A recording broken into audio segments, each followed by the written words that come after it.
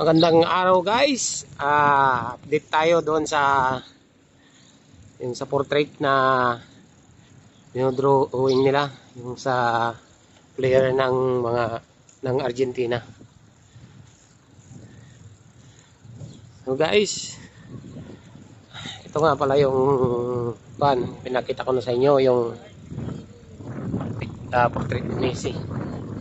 Saka ni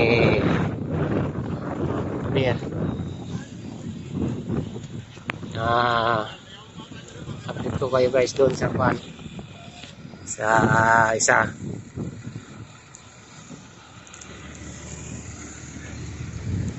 And guys, medyo matirik pa ang araw, pero palagay ko nandun na yung mga yung mga naglalaro nandun. So ayan guys, lapit na tayo. Ayan.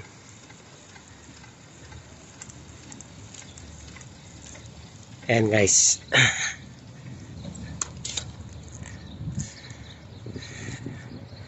Ayan guys, oh.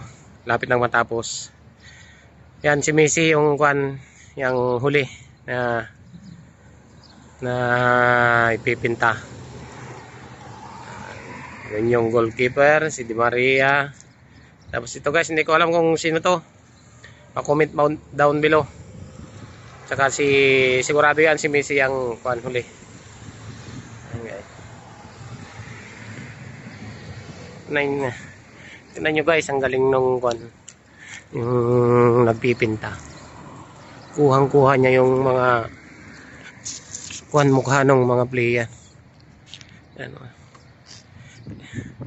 Yan guys, update ko kayo pag natapos na rin yung mukha ni Messi. Yan o.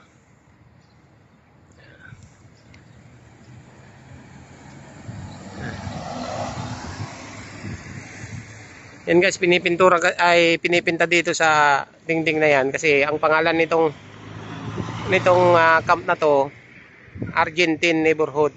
Kaya yung mga player ng mga Argentina yung mga pinipinta dito.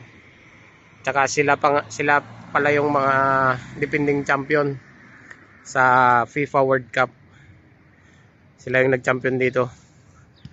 Yung host ng Qatar, silang nag-champion.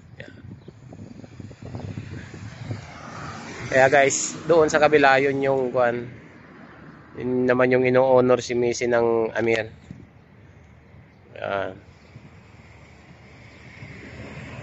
Galing guys ng pagkapintura nila. Ayan.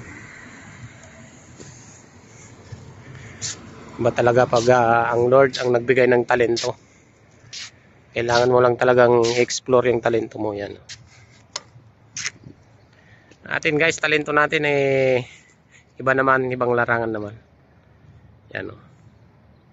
So guys, ito lang yung update natin. I-update ko kayo pag nabuo na yung mukha ni Messi na ipinta na. So guys, thank you for watching.